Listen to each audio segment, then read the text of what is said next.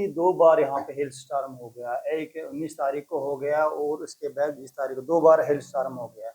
2 बार जो hello storm, एक तो हमें हायर एल्टीट्यूड जो आ रहे हैं, विलेज जो हायर एल्टीट्यूड एचगोस बामनू आ रहे हैं, जो एचगोस ब्लॉक से वाबस्ता है ना विलेजेस, उससे वो इफेक्ट हो गए। उसके बाद जो दूसरा हेल स्टॉर्म आया वो हमें राजपुरा में आया।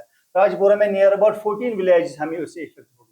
1 से 4% तक नुकसान है। ऊपर कम ही है। जो ऊपर पहले दिन जो हिल स्टॉर्म हुआ था वहाँ पे कोई नुकसान नहीं है। वहाँ पे हमने जायजा लिया, पूरी टीम के साथ हम गए थे वहाँ पे दूसरे ही दिन।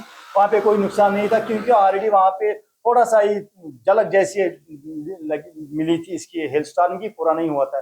फिर दूसरे दिन जो यहाँ पे हिल स्टॉर्म हुआ, कम से कम 5-6 मिनट हिल स्टॉर्म रहा कंटिन्यू, वहाँ पे 1 से 4% तक नुकसान आते हैं। मन साहब, वो क्या ये जहाँ पे भी ये नुकसान हुआ है वो कैसे रिकवर होगा, और लोगों को जो फार्मर्स हैं उनको कब स्प्रे करना चाहिए और कौन सा स्प्रे करना? हाँ, उनके लिए हमने एडवाइस दे दी, उनको स्प्रे टाइम पे ही करनी है क्योंकि अगर किसी ने नहीं की भी थी वो स्प्रे करेगा। स्टार्टिंग में हमने खाली उनको एडवाइस दे दी कि आप स्प्रे कीजिए, हमारे पास बहुत सारे स्प्रेज है।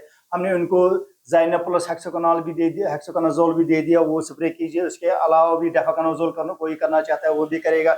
अगर किसी को आपको ज़्यादा नुकसान है, आदमियों को बहुत से पत्ते गिर गए, पत्ते जड़ गए, पत्ते टूट गए हैं वो वहाँ से पेड़ों से, उनके लिए हमने और एक एडवाइस की कि उनको बोला कि आप दवाई छिड़के, चाहे डेफाकनाज़ोल छिड़कोगे या टिफोकनाज़ोल छिड़कोगे, उसके बाद उसके 3 दिन के बाद आप यूरिया स्प्रे डेफिनेटली कीजिए।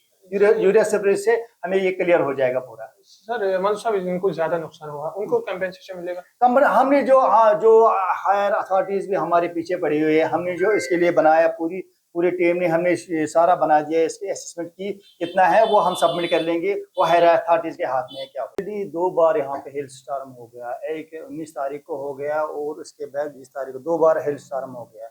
2 बार जो हिल स्टॉर्म, एक तो हमें हायर एल्टीट्यूड जो आ रहे हैं, विलेज जो हायर एल्टीट्यूड एचगोस बामनू आ रहे हैं, जो एचगोस ब्लॉक से वाबस्ता है ना विलेजेस, उससे वो इफेक्ट हो गए। उसके बाद जो दूसरा हिल स्टॉर्म आया वो हमें राजपुरा में आया। राजपुरा में नियर अबाउट 14 विलेजेस हमें उससे इफेक्ट हो गए। 1 से 4% तक नुकसान है। ऊपर कम ही है। जो ऊपर पहले दिन जो हिल स्टॉर्म हुआ था वहाँ पे कोई नुकसान नहीं है। वहाँ पे हमने जायजा लिया, पूरी टीम के साथ हम गए थे वहाँ पे दूसरे ही दिन। वहाँ पे कोई नुकसान नहीं था क्योंकि ऑलरेडी वहाँ पे थोड़ा सा ही झलक जैसी मिली थी इसकी हिल स्टॉर्म की, पूरा नहीं हुआ था।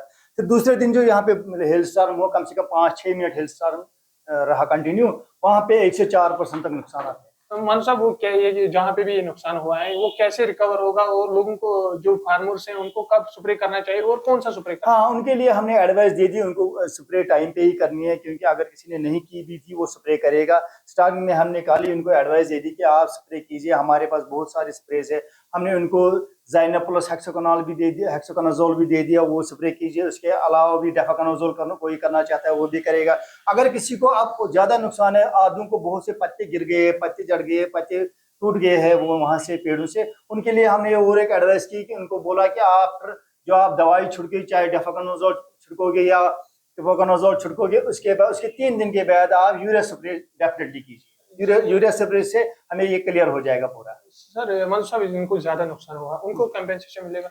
हमने जो हायर अथॉरिटीज भी हमारे पीछे पड़ी हुई है, हमने जो इसके लिए बनाया, पूरी टीम ने हमने सारा बना दिया। इसकी असेसमेंट की कितना है वो हम सबमिट कर लेंगे, वो हायर अथॉरिटीज के हाथ में है। क्या